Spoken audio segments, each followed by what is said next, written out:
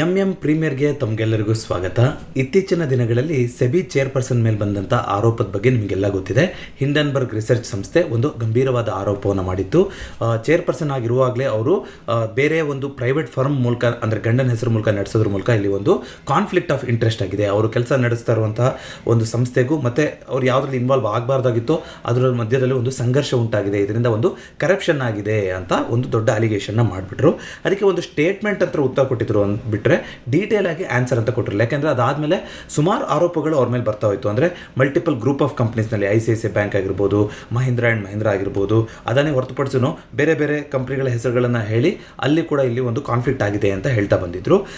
ಇದೆಲ್ಲದಕ್ಕೂ ಒಂದು ಸಮಗ್ರವಾದ ಉತ್ತರ ಅಂತ ನಿನ್ನೆ ಸೆಬಿ ಚೇರ್ಪರ್ಸನ್ ಆಗಿರುವಂತಹ ಮಾಧವಿ ಬುಚ್ಚು ಮತ್ತು ಅವರ ಗಂಡ ಧವಲ್ ಬುಚ್ ಅವರಿಬ್ಬರ ಮೇಲೆ ಏನು ಒಂದು ಆರೋಪಗಳನ್ನು ಸಲ್ಲಿಸಲಾಗಿತ್ತು, ಅದಕ್ಕೆ ಒಂದು ಉತ್ತರವನ್ನು ಕೊಡೋಂಥ ಪ್ರಯತ್ನವನ್ನು ಮಾಡಿದ್ದಾರೆ. ನೋಡಿ, ಸುಮಾರು ಅಲಿಗೇಷನ್ಸ್ ಮಾಡಿದ್ರು ಹಿಂಡನ್ಬರ್ಗ್ ಅವರು. ಅದಾನಿ ಗ್ರೂಪ್ ಆಫ್ ಕಂಪನಿಗೆ ಹೂಡಿಕೆ ಆಗೋ ಥರ ಫಂಡ್ಗಳಲ್ಲಿ ಇವರು ಇನ್ವಾಲ್ವ್ ಆಗಿದ್ರು, ಇವರು ಸೆಬಿ ಚೇರ್ಪರ್ಸನ್ ಆಗಿದ್ದಾಗಲೂ ಕೂಡ ಇದು ನಡ್ಕೊಂಡು ಹೋಗಿತ್ತು ಅಂತೆಲ್ಲ ಆರೋಪ ಮಾಡಿದ್ರು. ಇದಕ್ಕೆ ಒಂದು ಸ್ಟೇಟ್ಮೆಂಟ್ ಅಂತ ಅವರು ಉತ್ತರ ಕೊಟ್ಟಾಗಲೇ ಹೇಳಿದ್ರು. ಏನಾಗಿತ್ತು ಅಂತಂದರೆ 2015ರಲ್ಲಿ ಇವರಿಬ್ಬರು ಸಿಂಗಾಪುರಿನ ಸಿಟಿಸನ್ಸ್ ಆಗಿರ್ತಾರೆ. ಅಂದರೆ ಇವರು 2017ರಲ್ಲಿ ಫುಲ್ ಟೈಮ್ ಆಗಿ ಇವರು ಸೆಬಿ ಚೇರ್ಪರ್ಸನ್ ಆಗಿ ಆಯ್ಕೆ ಆಗೋಕ್ಕಿಂತ ಮುಂಚೆ ಸಿಂಗಾಪುರಲ್ಲಿ ಇರ್ತಾರೆ. ಆಗ ಇವರ ಪತಿಯ ಒಂದು ಫ್ರೆಂಡು ಅನಿಲ್ ಅಹುಜಾ ಅವರು ಆ ಕಂಪನಿನಲ್ಲಿ CIO ಆಗಿರ್ತಾರೆ. ಅದ್ರ ಮೂಲಕ ಇವರು ಇನ್ವೆಸ್ಟ್ಮೆಂಟ್ ಮಾಡಿರ್ತಾರೆ. ಆದರೆ ಇವ್ರಿಗೆ ಗೊತ್ತಿರೋ ಮಾಹಿತಿ ಪ್ರಕಾರ ಅಹುಜಾ ಅವರು ಯಾವುದೇ ಪಾಯಿಂಟ್ ಆಫ್ ಟೈಮಲ್ಲಿ ಅದಾನಿ ಗ್ರೂಪಿನ ಯಾವುದೇ ಬಾಂಡ್ಸ್ ಆಗಿರ್ಬೋದು, ಈಕ್ವಿಟಿ ಆಗಿರ್ಬೋದು, ಡೆರಿವೇಟಿವ್ ಆಗಿರ್ಬೋದು ಎಲ್ಲೂ ಕೂಡ ಹೂಡಿಕೆ ಮಾಡಿಲ್ಲ ಅನ್ನೋದು ನಮಗೆ ಗೊತ್ತಾಗಿದೆ ಅಂತ ಹೇಳ್ತಾರೆ. ಅವರು ಆ CIO ಸ್ಥಾನದಿಂದ ಕೆಳಗಡೆ ಇಳಿದ ತಕ್ಷಣ ಅಹುಜಾ ಅವರು ಇವರೇನು ಫ್ರೆಂಡ್ ಆಗಿರ್ತಾರೆ, ನಾವು ಅಲ್ಲಿದ್ದಂಥ ದುಡ್ಡನ್ನೆಲ್ಲದನ್ನು ನಾವು ವಾಪಸ್ ತೆಕ್ಕೊಂಡಿದ್ದೀವಿ ಅಂತ ಕೂಡ ಹೇಳ್ತಾರೆ. ಅದಾದಮೇಲೆ ಸುಮಾರು ಕಡೆಗಳಲ್ಲಿ ಇವ್ರ ಗಂಡನ ಅಪಾಯಿಂಟ್ಮೆಂಟ್ ಮಾಡ್ಕೊಂಡಿದ್ದಾರೆ ಈ ಕಂಪ್ನಿಗಳು ಅಂತೆಲ್ಲ ಹೇಳಿದ್ದಕ್ಕೆ ಅವರು ಎಕ್ಸ್ಪೀರಿಯನ್ಸ್ ಇದ್ದಿದ್ದರಿಂದ ಅವರು ಒಂದು ಅದರಲ್ಲೆಲ್ಲ ಕೆಲಸ ಮಾಡಿದ್ರಿಂದ ಅದನ್ನು ತಗೊಂಡಿದ್ರು ಹೊರತು ಅದನ್ನೆಲ್ಲ ಕೂಡ ಎಲ್ಲ ಕಡೆನೂ ಕೂಡ ನಾವು ಸೆಬಿಗೆ ಡಿಸ್ಕ್ಲೋಸ್ ಮಾಡಿದ್ದೀವಿ ಅಂತ ಒಂದು ಸ್ಟೇಟ್ಮೆಂಟಲ್ಲಿ ಉತ್ತರ ಕೊಟ್ಟಿದ್ರು. ಆದರೆ ಹಿಂಡನ್ಬರ್ಗ್ ಸಂಸ್ಥೆ ಪ್ರಕಾರ ಇವರು ಸಿಂಗಾಪುರಲ್ಲಿ ಇದ್ದಾಗ ಒಂದು ಪ್ರೈವೇಟ್ ಫರ್ಮ್ನ ನಡೆಸ್ತಾ ಇರ್ತಾರೆ, ಅಗೋರಾ ಕ್ಯಾಪಿಟಲ್ ಅಂತ. ಅದರಲ್ಲಿ ಇವರು ಸೆಬಿ ಚೇರ್ಪರ್ಸನ್ ಆದಮೇಲೂ ಕೂಡ ಇವರ ಗಂಡ ಅದನ್ನು ಕಂಟಿನ್ಯೂ ಮಾಡ್ಕೊತ ಹೋಗ್ತಾರೆ. ಈಗಲೂ ಕೂಡ ಸೆಬಿ ಚೇರ್ಪರ್ಸನ್ನಲ್ಲಿ ಅಲ್ಲಿ 99% ಸ್ಟೇಕ್ ಇದೆ ಅಂತ ಹೇಳಿದ್ದಾರೆ. ಅದಕ್ಕೆ ಪರ್ಸನಲ್ ಆಗಿ ಇಮೇಲ್ ಮಾಡಿದ್ದು ಅದನ್ನೆಲ್ಲ ಕೊಟ್ಟಿದ್ದಾರೆ. ಅದಕ್ಕೆ ಸಮಗ್ರವಾಗಿ ಉತ್ತರ ಅಂತ ಅವರು ಕೊಟ್ಟಿಲ್ಲ. ಅವರು ಕಾನೂನುವಾಗಿ ನಾವು ಮುಂದಕ್ಕೆ ತೊಗೊಂಡು ಹೋಗ್ತೀವಿ ಅಂತ ಹೇಳಿದ್ದಾರೆ.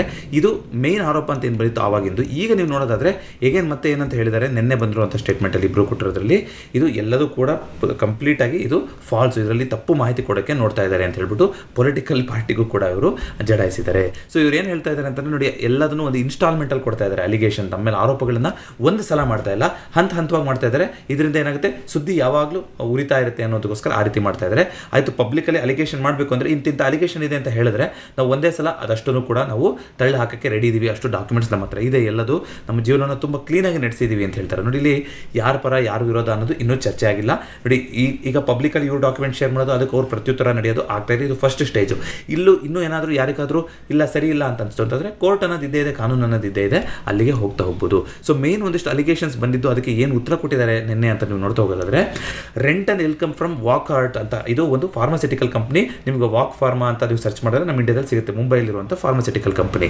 ಅದಕ್ಕೆ ಒಂದು ಇವ್ರ ಹತ್ರ ಇದ್ದಂಥ ಪ್ರಾಪರ್ಟಿ ಈ ಚೇರ್ಪರ್ಸನ್ ಮತ್ತು ಅವರ ಹಸ್ಬೆಂಡು ಒಂದು ಲೀಸಿಗೆ ಕೊಟ್ಟಿರ್ತಾರೆ ಅಥವಾ ರೆಂಟಿಗೆ ಕೊಟ್ಟಿರ್ತಾರೆ. ಅದು ಅಲ್ಲಿಂದ ಏನಾಗಿದೆ, ಮಾರ್ಕೆಟಲ್ಲಿ ಏನು ನಡೀತಾ ಇದೆಯೋ ಬೆಲೆ ಅದಕ್ಕಿಂತ ತುಂಬ ದೊಡ್ಡ ಬೆಲೆಗೆ ಅದು ರೆಂಟಿಗೆ ಕೊಟ್ಟಿದ್ದಾರೆ ಅಂತ ಒಂದು ಆರೋಪ ಮಾಡಿತ್ತು. ಅದಕ್ಕೆ ಏನು ಉತ್ತರ ಕೊಟ್ಟಿದ್ದಾರೆ ಅಂದರೆ, ನಾರ್ಮಲ್ ಆಗಿ ಯಾವ ರೀತಿ ಲೀಸ್ ಕೊಡ್ತೀವೋ, ಪ್ರಾಪರ್ಟಿ ಬಾಡಿಗೆ ಕೊಡ್ತೀವೋ ಆ ರೀತಿ ಕೊಟ್ಟಿದ್ವಿ. ಅದಾದಮೇಲೆ ಗೊತ್ತಾಯಿತು ಅದು ವೋಕಾರ್ಡ್ ಅನ್ನೋ ಒಂದು ಕಂಪ್ನಿಗೆ ರಿಲೇಟೆಡ್ ಆಗಿರೋದು ಅಂತ ನಮಗೆ ರೆಂಟ್ ಕೊಟ್ಟ ಮೇಲೆ ಗೊತ್ತಾಯಿತು.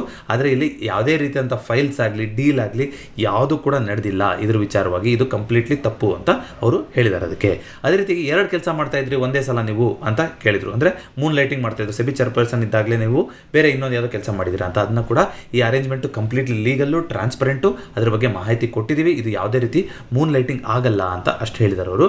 ಅದೇ ರೀತಿಯಾಗಿ ಈ ಸಾಪ್ಸ್ ಇದು ಯಾವುದು ಅಂತಂದರೆ, ಈ ಕಂಪನಿನಲ್ಲಿ ಷೇರುದಾರರು ಒಂದು ಅಂತಲ್ವ, ಅದು ಕೆಲಸ ಮಾಡ್ತಿದ್ದಾಗೆ ನಿಮಗೆ ಎಂಪ್ಲಾಯ್ ಕೊಡ್ತಾರೆ, ಎಂಪ್ಲಾಯ್ ಶೇರ್ ಪರ್ಚೇಸ್ ಪ್ಲಾನ್ ಅಂತ, ESPP, ಈ ಸಾಪ್ಸ್ ಶೇರ್ ಆಪ್ಷನ್ ಪ್ಲಾನ್ ಅಂತೆಲ್ಲ ಕೊಡ್ತಾರೆ. ಅದು ICICI ಬ್ಯಾಂಕಲ್ಲಿ ಇವರು ಕೆಲಸ ಮಾಡಿರ್ತಾರೆ ಸೆಬಿ ಚೇರ್ಪರ್ಸನ್ ಅವರು, ಅವಾಗಿರುವಂಥದ್ದು. ಅದಕ್ಕೆ ಅವ್ರು ಹೇಳ್ತಾರೆ, ಸೆಬಿ ಗೈಡ್ಲೈನಲ್ಲಿ ಮೆಂಬರ್ ಆಗಿದ್ರು, ಇನ್ಕ್ಲೂಡಿಂಗ್ ಚೇರ್ಪರ್ಸನ್ ಆಗಿದ್ರು ಕೂಡ ಸೆಬಿದು ನಾವು ಟ್ರಾನ್ಸಾಕ್ಟ್ ಮಾಡ್ಬೋದು, ಹೋಲ್ಡ್ ಮಾಡ್ಬೋದು ಈ ಸಾಪ್ಗಳನ್ನ ಅಂತ ಕಾಯ್ದೆ ಇದೆ, ಆ ರೀತಿ ಮಾಡಿದ್ದೀವಿ ಅಂತ ಹೇಳಿದ್ದಾರೆ. ಅದೇ ರೀತಿಯಾಗಿ TDS ಕಟ್ ಆಗಿತ್ತು ICICI ಬ್ಯಾಂಕಿಂದ, ಪೇಮೆಂಟ್ ಬಂದಿರೋದಕ್ಕೆ TDS ಕಟ್ ಮಾಡಿರೋದು ಅಂತ ಹೇಳ್ತಾರೆ. ಅದಕ್ಕೂ ಕೂಡ ಅವ್ರು ಹೇಳ್ತಾರೆ, ಟ್ಯಾಕ್ಸ್ ನಾವು ಯಾವಾಗ ತೊಗೊತೀವೋ ಈ ಸಾಪ್ಗಳಿಂದ ಅವಾಗೇನು ಟ್ಯಾಕ್ಸ್ ಕಟ್ ಮಾಡಬೇಕು ಅಂತ ಪ್ರೀ ರಿಕ್ವೆಸ್ಟ್ ಟ್ಯಾಕ್ಸು ಅದನ್ನು ಮಾಡಿದ್ದಾರೆ ಹೊರತು ಇದರಲ್ಲಿ ಏನೂ ಹೊಸದಾಗಿ ನೋಡುವಂಥದ್ದು ಇಲ್ಲ ಅಂತ. ಮತ್ತು ಈ ಸಾಪ್ ಎಕ್ಸಸೈಸ್ ಪೀರಿಯಡ್ ಇವರು ಯಾವಾಗಲೂ ಕೆಲಸ ಬಿಟ್ಟಿದ್ದಾರೆ, 2012ರಲ್ಲೇ ಬಿಟ್ಟಿದ್ದಾರೆ. ಈಗ ಹೇಗೆ ಇವರು ಈ ಸಾಪ್ ಎಕ್ಸಸೈಸ್ ಮಾಡೋಕ್ಕಾಗುತ್ತೆ ಅಂತ ಒಂದು ಅಲಿಗೇಷನ್ ಮಾಡಿದ್ರು. ನೋಡಿ, ಇದರಲ್ಲಿ ಕೆಲವೊಂದು ಅಲಿಗೇಷನ್ನು ಡೈರೆಕ್ಟಾಗಿ ಹಿಂಡನ್ ಹಿಂಡನ್ಬರ್ಗಿಂದ ಬಂದರೆ ಕೆಲವೊಂದು ಪೊಲಿಟಿಕಲ್ ಪಾರ್ಟಿಗಳು ಕೂಡ ಅಲಿಗೇಷನ್ಸ್ನ ಮಾಡಿತ್ತು. ಅದಕ್ಕೆ ಏನು ಹೇಳಿದ್ದಾರೆ ಅಂದರೆ, ಎಂಪ್ಲಾಯೀಸ್ ಯಾರಾದರೂ ತಾವಾಗೇ ರಿಸೈನ್ ಮಾಡಿದ್ರು ಅಂತಂದರೆ ಆಗ ಅವರು 3 ತಿಂಗಳೊಳಗಡೆ ಈ ಸಾಫ್ಗಳನ್ನು ಕ್ಲಿಯರ್ ಮಾಡ್ಕೋಬೇಕು. ಅಂದರೆ ಏನು ಶೇರ್ಗಳನ್ನು ತೊಗೊಂಡಿರ್ತಾರೋ ಅದು ಕ್ಲಿಯರ್ ಮಾಡಬೇಕು.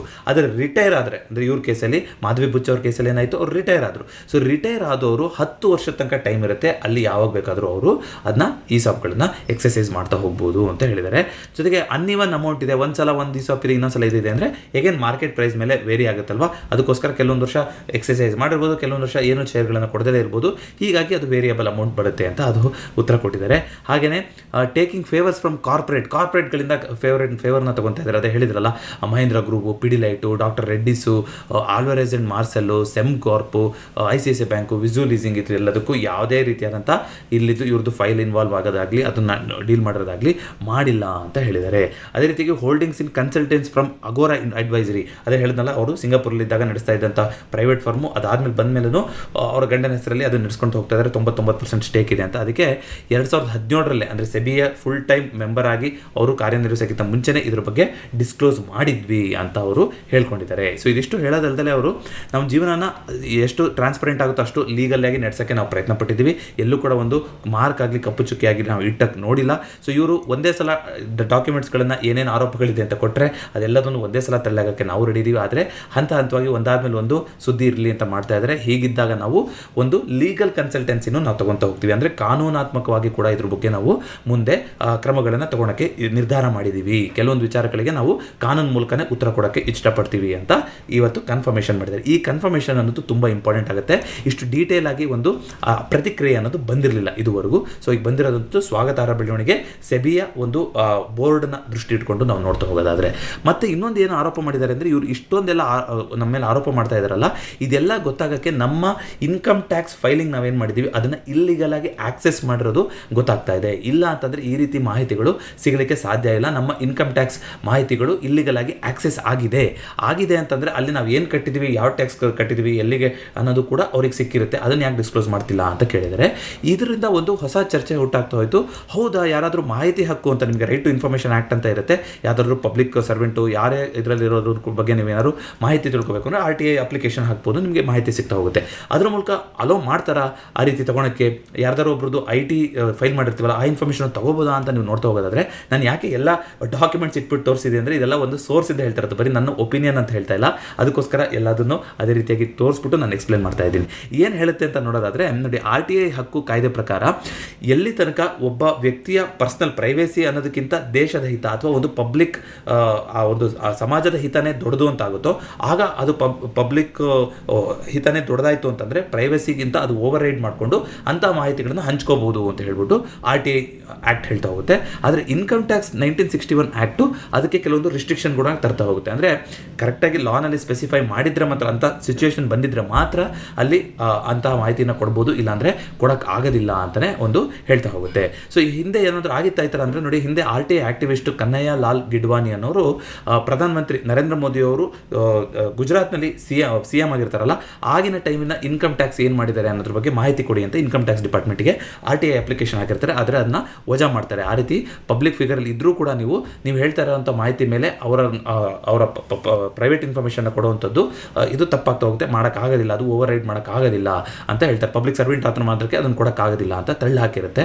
ಇದು ಯಾವಾಗಾಗೋದು 2016 ಅವ್ರಿಗೆ. ಅದೇ ರೀತಿಯಾಗಿ 2017 ಆಪೋಸಿಟ್ ಪಾರ್ಟಿ ಲೀಡರ್ಸ್ ಆಗಿರುವಂಥ ಸೋನಿಯಾ ಗಾಂಧಿ ಮತ್ತು ರಾಹುಲ್ ಗಾಂಧಿ ಅವ್ರ ಮೇಲೆ ಈಗ ಒಂದು ನ್ಯಾಷನಲ್ ಹೆರಾಲ್ಡ್ ಕೇಸ್ ನಡೀತಾ ಇದೆ ಅಲ್ವಾ, ಅದಕ್ಕೆ ಸಂಬಂಧಪಟ್ಟಾಗೆ ಇನ್ಕಮ್ ಟ್ಯಾಕ್ಸ್ ಡಿಪಾರ್ಟ್ಮೆಂಟಿಂದ ಮಾಹಿತಿ ಬೇಕು ಅಂತ ಕೇಳ್ತಾರೆ. ಆಗಲೂ ಕೂಡ ಕೋರ್ಟು ಸೇಮ್ ನಿಲುವನ್ನೇ ತಗೊಳುತ್ತೆ, ಇಲ್ಲ ನಾವು ಕೊಡೋಕ್ಕಾಗೋದಿಲ್ಲ, ಯಾಕೆಂದರೆ ಇಂಡಿವಿಜುವಲ್ ಪ್ರೈವೇಸಿ ದೃಷ್ಟಿಯಿಂದ ನಾವು ಆ ಮಾಹಿತಿನ ಹಂಚ್ಕೊಳಕ್ಕಾಗೋದಿಲ್ಲ ಅಂತ. ಹಾಗಾಗಿ ನೀವು 2016 ಇನ್ಸ್ಟೆನ್ಸು 2017 ಇನ್ಸ್ಟೆನ್ಸ್ ಎರಡೂ ನೋಡೋದಾದ್ರೂ ಇನ್ಕಮ್ ಟ್ಯಾಕ್ಸ್ ಮಾಹಿತಿನ ಕೊಟ್ಟಿಲ್ಲ. ಅದೇ ರೀತಿಯಾಗಿ ಸುಬ್ರಹ್ಮಣ್ಯಂ ಸ್ವಾಮಿ ಅವರು 2018 ಕೋರ್ಟಿಗೆ ಒಂದು ಅಪೀಲ್ ಮಾಡ್ಕೊತಾರೆ. ಯಾರ್ಯಾರು ಪಬ್ಲಿಕ್ ಸರ್ವೆಂಟ್ಸ್ ಆಗಿದ್ದಾರೋ, ಅಂದರೆ ಎಸ್ಪೆಷಲಿ ಪೊಲಿಟಿಷಿಯನ್ಸ್ ಇದ್ದಾರೋ, ಅವರ ಇನ್ಕಮ್ ಟ್ಯಾಕ್ಸ್ ಏನು ಫೈಲ್ ಮಾಡಿರ್ತಾರೆ ಆ ಮಾಹಿತಿ ಸಿಗಬೇಕು ಎಲ್ಲರಿಗೂ ಅಂತ ಕೇಳಿದ್ರು ಕೂಡ ಇದುವರೆಗೂ ಅದು ಅಪ್ರೂವಲ್ ಆಗಿಲ್ಲ. ಅಂದರೆ ಅದು ಒಂದು ವೈಯಕ್ತಿಕ ಇನ್ಫಾರ್ಮೇಷನ್ ಹೊರಗಡೆ ಬರುತ್ತೆ ಅನ್ನೋ ಕಾರಣದಿಂದಾಗಿ ಆಗಿಲ್ಲ. ಸೊ ಇವ್ರಿಗೆ ಏನಾದರೂ ಈ ಮಾಹಿತಿ ಎಲ್ಲ ಸಿಕ್ಕಿದೆ ಅಂತ ಇವರು ಆರೋಪ ಮಾಡ್ತಾ ಇದ್ದಾರೆ ಅಂದರೆ, ಯಾವ ಇಲ್ಲಿಗಲ್ ವೇನಲ್ಲಿ ಅವರಿಗೆ ಈ ಮಾಹಿತಿ ಸಿಕ್ಕಿದೆ ಅನ್ನೋದು ಕೂಡ ಇವಾಗ ಒಂದು ಗಂಭೀರ ಆರೋಪ ಆಗ್ತಾ ಹೋಗುತ್ತೆ. ಮಾಧವಿ ಬುಚ್ ಅವರು ಹಿಂಡನ್ಬರ್ಗು ಅಥವಾ ಬೇರೆ ಪೊಲಿಟಿಕಲ್ ಪಾರ್ಟಿ ಮೇಲೆ ಮಾಡುವಂಥದ್ದು. ನೋಡೋಣ ಇದು ಮುಂದೆ ಕೋರ್ಟಿಗೆ ಯಾವ ರೀತಿ ಹೋಗುತ್ತೆ ಅಂತ. ಇಷ್ಟೆಲ್ಲ ಮಾತಾಡಿದ್ಮೇಲೆ ನಾನು ಈ ಫೈನಾನ್ಷಿಯಲ್ ರೆಗ್ಯುಲೇಟರ್ಸ್ ಈಗ ಸೆಬಿ ಚೇರ್ಪರ್ಸನ್ ಅಂತ ಇದ್ದಾರೆ, ಇದನ್ನು ಯಾರು ಅಪಾಯಿಂಟ್ ಮಾಡ್ತಾರೆ, ಎಷ್ಟು ದಿನ ತನಕ ಅವ್ರು ಇರ್ತಾರೆ, ಇದ್ರ ಬಗ್ಗೆನೂ ತಿಳ್ಕೊಳ್ಳೋಣ ಅಂತ ಅನಿಸ್ತು. ನೋಡಿ, ನಮ್ಮ ದೇಶದಲ್ಲಿ ದೇಶದಲ್ಲಿ 3 ಮುಖ್ಯವಾದ ಫೈನಾನ್ಷಿಯಲ್ ರೆಗ್ಯುಲೇಟರ್ಸ್ ಇದೆ ಅಲ್ವಾ. ಬ್ಯಾಂಕ್ಗಳಿಗೆಲ್ಲ ಮುಖ್ಯ ಸಂಸ್ಥೆ ಅದು RBI, ಅದೇ ರೀತಿಯಾಗಿ ಎಕ್ಸ್ಚೇಂಜು, ನಮ್ಮ ಏನು ಒಂದು ಸ್ಟಾಕ್ ಮಾರ್ಕೆಟ್ ಸಂಬಂಧಪಟ್ಟಂಗೆ ಅದು ಸೆಬಿ ಅಂತ ಇದೆ, security exchange board of India. ಹಾಗೆಯೇ ಇನ್ಶೂರೆನ್ಸ್ ರಿಲೇಟೆಡ್ಗೆ IRDA ಅಂತ, insurance regulatory development and authority of India ಅಂತ ಇದೆ. ಈ 3 ಮುಖ್ಯವಾದಂಥ ಫೈನಾನ್ಷಿಯಲ್ ರೆಗ್ಯುಲೇಟರ್ಸ್ ಅಂತ ಇರುವಂಥದ್ದು. ಅಂದರೆ ಇದ್ರ ಮೇಲ್ಗಡೆ ಫೈನಾನ್ಸ್ ಮಿನಿಸ್ಟ್ರಿ ಇರುತ್ತೆ, ಅದೇ ರೀತಿಯಾಗಿ ಮಿನಿಸ್ಟ್ರಿ ಆಫ್ ಎಕ್ಸ್ಟರ್ನಲ್ ಅಫೇರ್ಸ್ ಇರುತ್ತೆ, ಅವರು ಇರ್ತಾರೆ, ಇದೆಲ್ಲರೂ ಕೂಡ ಇರ್ತಾರೆ. ಸೊ ಇಲ್ಲಿ ನೀವು ನೋಡ್ತಾ ಹೋಗೋದಾದರೆ ಇದಕ್ಕೆ 3ಕ್ಕೂ ಸಪರೇಟ್ ಆದ ಆ್ಯಕ್ಟ್ ಇದೆ. ಸೆಬಿ ಆ್ಯಕ್ಟಲ್ಲಿ ಉಲ್ಲೇಖ ಮಾಡಿದ್ದಾರೆ, ಯಾರು ಮೆಂಬರ್ ಆಗಿರ್ಬೋದು, ಯಾರು ಚೇರ್ಪರ್ಸನ್ ಆಗಿರ್ಬೋದು. ಅದೇ ರೀತಿ RBI ಆ್ಯಕ್ಟ್ ಇದೆ, IRDA ಆ್ಯಕ್ಟ್ ಇದೆ. ನೀವು ನೋಡ್ತಾ ಹೋಗೋದಾದರೆ ಸೆಬಿನಲ್ಲಿ 2015 ನಂತರ ಅದಕ್ಕಿಂತ ಮುಂಚೆ ಒಂದು ಸೆಲೆಕ್ಷನ್ ಕಮಿಟಿಯಿಂದ ಒಂದಿಷ್ಟು ಶಿಫಾರಸ್ ಮಾಡೋದು ಅಂತೆಲ್ಲ ನಡೀತಾ ಇತ್ತು. ಆದರೆ 2015ರಿಂದ ಇಷ್ಟೇ ಮೆಂಬರ್ಸ್ ಇರಬೇಕು, ಹೀಗೆ ಇರಬೇಕು ಅಂತ ರೂಲ್ಸ್ ಆಗಿದೆ. ಅಂದರೆ ಒಬ್ಬರು ಚೇರ್ಪರ್ಸನ್ ಅಂತ ಇರ್ತಾರೆ, ಅದೇ ರೀತಿಗೆ 5 members of which 3 are whole time, ಅದಲ್ಲದೆ 5 ಮೆಂಬರ್ಸ್ ಇರ್ತಾರೆ, ಅದರಲ್ಲಿ 3 ಜನ ಪೂರ್ಣಾವಧಿಗೆ ಇರ್ತಾರೆ, ಇನ್ನಿಬ್ಬರು ಪಾರ್ಟ್ ಟೈಮಿಗೆ ಅಂತ ತೊಗೊಂಡಿರ್ಬೋದು. 2 ಸೆಂಟ್ರಲ್ ಗೌರ್ಮೆಂಟ್ ಮಿನಿಸ್ಟ್ರಿ ಮೆಂಬರ್ಸ್ ಇರ್ತಾರೆ, ಅಂದರೆ ಒಂದು ಮಿನಿಸ್ಟ್ರಿ ಆಫ್ ಫೈನಾನ್ಸ್ ಇಂದ ಇರ್ತಾರೆ, ಇನ್ನೊಂದು ಮಿನಿಸ್ಟ್ರಿ ಆಫ್ ಅಫೇರ್ಸ್ ಇರುತ್ತಲ್ಲ, ಎಕ್ಸ್ಟರ್ನಲ್ ಅಫೇರ್ಸ್, ಅದರಿಂದ ಇರ್ತಾರೆ. 1 ಫ್ರಮ್ RBI ಇಂದನೂ ಕೂಡ ಒಬ್ಬರು ಮೆಂಬರ್ ಇರ್ತಾರೆ. ಸೊ ಇವ್ರಿಗೆ ಏನು ಕ್ವಾಲಿಫಿಕೇಶನ್ ಏನು ಅಂತ ಕೇಳೋದಾದ್ರೆ ನೋಡಿ, ಮಾಮೂಲಿಗೆ ಯಾವ ರೀತಿ ಅರ್ಜಿ ಕೇಳ್ತಾರೋ ಅದೇ ರೀತಿ ನಾವು ಸೆಬಿ ಚೇರ್ಪರ್ಸನ್ ತಗೋಬೇಕು ಅಂತ ಹೇಳ್ತಾ ಇದೀವಿ ಅಂತ ಅರ್ಜಿ ಕೊಡ್ತಾರೆ. ಆಗ ಯಾರಿಗೆ ಇಂಟ್ರೆಸ್ಟ್ ಇದೆಯೋ ಅವರು ಅಪ್ಲೈ ಮಾಡ್ತಾ ಹೋಗೋದು ವಿತ್ ಆಲ್ ರಿಲೆವೆಂಟ್ ಡಾಕ್ಯುಮೆಂಟ್ಸು. ಏನೇನು ಹುಡುಕ್ತಾರೆ ಅಂತಂದರೆ ನೋಡಿ, ಅವರಿಗೆ ಎಬಿಲಿಟಿ ಇರಬೇಕು. ಫಸ್ಟ್ ಆಫ್ ಆಲ್ 25 ವರ್ಷನಾದರೂ ಮಿನಿಮಮ್ ಅವರಿಗೆ ಯಾವುದರಲ್ಲಿ ಸ್ಪೆಷಲ್ ನಾಲೆಡ್ಜ್ ಆರ್ ಎಕ್ಸ್ಪೀರಿಯನ್ಸ್ ಇರಬೇಕು, ಯಾವ ವಿಚಾರದಲ್ಲಿ, ಲಾ, ಫೈನಾನ್ಸು, ಎಕನಾಮಿಕ್ಸು, ಅಕೌಂಟೆನ್ಸಿ, ಅಡ್ಮಿನಿಸ್ಟ್ರೇಷನ್, ಇದರಲ್ಲಿ ಒಂದು ಅನುಭವನ ಹೊಂದಿರಬೇಕಾಗಿರುತ್ತೆ. ಜೊತೆಗೆ ಸೆಂಟ್ರಲ್ ಗೌರ್ಮೆಂಟ್ ಅಥವಾ ಬೇರೆ ಯಾವುದರಲ್ಲಾದರೂ ಒಂದು ಫೀಲ್ಡಲ್ಲಿ ಅವರಿಗೆ ಅನುಭವ ಇದ್ದರೂ ಅದು ಕೂಡ, ಅಂದರೆ IAS ಬೇರೆ ರೀತಿ ಬರೋದಾದರೆ ಅದು ಕೂಡ ಯೂಸ್ಫುಲ್ ಅಂತ ನೋಡ್ತಾ ಹೋಗ್ತಾರೆ. ಮತ್ತು ಇವರಿಗೆ ಯಾವುದೇ ರೀತಿಯಾದಂಥ ಮಾರ್ಕೆಟ್ ಪ್ರಾಬ್ಲಮ್ಸ್ ಆಗಿರ್ಬೋದು, ಸೆಕ್ಯೂರಿಟಿ ರಿಲೇಟೆಡ್ ಪ್ರಾಬ್ಲಮ್ಸ್ ಆಗಿರ್ಬೋದು, ಅದನ್ನು ಸಾಲ್ವ್ ಮಾಡುವಂಥ ಒಂದು ಇಂಟಿಗ್ರಿಟಿ ಜೊತೆಗೆ ಎಬಿಲಿಟಿ ಇರುತ್ತಾ ಅಂತ ನೋಡಿ ಅದ್ರ ಮೇಲೆ ಒಂದು ಸೆಂಟ್ರಲ್ ಗೌರ್ಮೆಂಟಿಂದನೇ ಇವರು ಅಪಾಯಿಂಟ್ ಆಗ್ತಾ ಹೋಗ್ತಾರೆ. ಅಂದರೆ ಅದಿಷ್ಟು ಪ್ಯಾರಾಮೀಟರ್ಸ್ನ ನೋಡ್ತಾ ಹೋಗ್ತಾರೆ. ಟೆನ್ಯೂರ್ ಅಂತ ನೋಡಿದ್ರೆ ಎಷ್ಟು ವರ್ಷಕ್ಕೆ ಇವರು ಇರ್ತಾರೆ ಅಂತ ನೋಡಿದ್ರೆ ಎಷ್ಟು ವರ್ಷ ಬೇಕಾದ್ರೂ ಇರ್ಬೋದು. ಬಟ್ ಇತ್ತೀಚೆಗೆ ಬಂದಿರುವಂಥ ರೂಲ್ಸ್ ಪ್ರಕಾರ ಸಾಮಾನ್ಯವಾಗಿ ಅಕ್ಸೆಪ್ಟ್ ಮಾಡ್ಕೊಳ್ಳೋದೇ 50 ವರ್ಷ ಮೇಲಿರೋರು. ಅಂದರೆ 25 ವರ್ಷ ಇಷ್ಟು ಎಕ್ಸ್ಪೀರಿಯನ್ಸ್ ಇರಬೇಕು ಅಂದರೆ ಅವ್ರಿಗೆ 50 ವರ್ಷ ಆಗಿರುತ್ತಲ್ವ. ಅವ್ರು 25 ವರ್ಷದಲ್ಲಿ ಕೆಲಸ ಶುರು ಮಾಡಿದ್ರು 50 ವರ್ಷ ಆಗಿರುತ್ತೆ. ಸೊ 50 ವರ್ಷದ ಮೇಲಿನವ್ರನ್ನೇ ತಗೊತಾರೆ. ಜೊತೆಗೆ ಮ್ಯಾಕ್ಸಿಮಮ್ 65 ವರ್ಷ ಆಗೋ ತನಕ ಅವ್ರು ಇರ್ಬೋದು. ಅದರೊಳಗಡೆ ಅವ್ರನ್ನ ಟರ್ಮಿನೇಟ್ ಮಾಡ್ತಾರೆ, ಅಂದರೆ ಮತ್ತೆ ರೀಅಪಾಯಿಂಟ್ ಮಾಡ್ಬೋದು ಅಥವಾ ಅವ್ರದ್ದು ಟೆನ್ಯೂರ್ನ ಎಕ್ಸ್ಟೆಂಡ್ ಮಾಡ್ಬೋದು. ಬಟ್ ಒಂದು ಸಲಕ್ಕೆ ಅಪಾಯಿಂಟ್ ಆದರೆ 5 ವರ್ಷಕ್ಕೆ ಅಪಾಯಿಂಟ್ಮೆಂಟ್ ಆಗಬೇಕು ಅಂತ ಇದೆ. ಹಿಂದೆ ನೀವು ನೋಡ್ತಾ ಬರೋದಾದರೆ ಸೆಬಿ ಚೇರ್ಪರ್ಸನ್ಗಳು ಸಿನ್ಸ್ ಇನ್ಸೆಪ್ಷನ್ 1988ರಿಂದ 7 ವರ್ಷ ಟರ್ಮ್ ಕಂಪ್ಲೀಟ್ ಮಾಡಿರೋರು ಇದ್ದಾರೆ, 2 ವರ್ಷದಲ್ಲೇ ಅವರು ಎಕ್ಸಿಟ್ ಆಗಿದ್ದವರು ಇದ್ದಾರೆ. 7 ವರ್ಷ ಯಾಕಾಯ್ತು ಅಂತಂದರೆ ರೀಅಪಾಯಿಂಟ್ಮೆಂಟ್ ಆಗ್ತಾರೆ, ಮತ್ತೆ ಅವರೇ ಎಕ್ಸ್ಟೆನ್ಷನ್ ಆಗುತ್ತೆ, ಈ ರೀತಿ ಎಲ್ಲ ಆಗ್ತಾ ಹೋಗುತ್ತೆ. ಸೊ 1995ರಿಂದ 2002ರಲ್ಲಿ ಆ ಟೈಮಲ್ಲಿ ಒಂದು 7 ವರ್ಷ ಕೆಲಸ ಮಾಡಿರುವಂಥ ಸೆಬಿ ಚೇರ್ಪರ್ಸನ್ ಕೂಡ ಇದ್ದಾರೆ.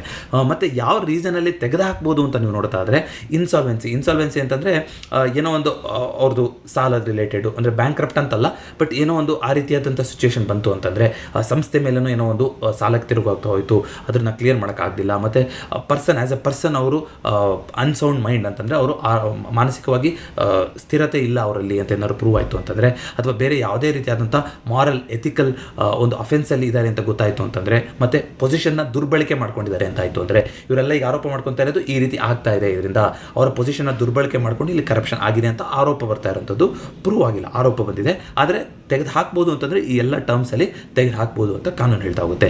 ಸೇಮ್ RBIಗೂ ಇದೆ, IRDAಗೂ ಇದೆ. ಅಲ್ಲಿ ಯಾವ್ಯಾವ ರೀತಿ ಮೆಂಬರ್ಸ್ ಇರ್ತಾರೆ, ಯಾರು ಅಪಾಯಿಂಟ್ಮೆಂಟ್ ಮಾಡ್ತಾ ಹೋಗ್ತಾರೆ ನೋಡಿ. RBI ಗವರ್ನರು 5 ವರ್ಷಕ್ಕೆ ಇರ್ತಾರೆ ಅಂತ ಇದೆ. ಅದೇ ರೀತಿಯಾಗಿ IRDA ಚೇರ್ಪರ್ಸನ್ ಕೂಡ 5 ವರ್ಷಕ್ಕೆ ಅಂತ ಇರ್ತಾರೆ. ಆಲ್ಮೋಸ್ಟ್ ಸಿಮಿಲರ್ ಗ್ರೌಂಡ್ಸು, ಬಟ್ ಅವರವ್ರದ್ದೇ ಆ್ಯಕ್ಟ್ ಅಂತ ಇದೆ. ಇದು ಯಾವ ರೀತಿಯಾಗಿ ಅಪಾಯಿಂಟ್ಮೆಂಟ್ ಮಾಡ್ತಾರೆ, ಯಾವ ರೀತಿಯಾಗಿ ರಿಮೂವಲ್ ಆಗುತ್ತೆ ಅಂತಲೂ ನಮಗೆ ಗೊತ್ತಿರಲಿ ಅಂತ ತಿಳಿಸುವಂಥ ಪ್ರಯತ್ನ ಆಗಿತ್ತು.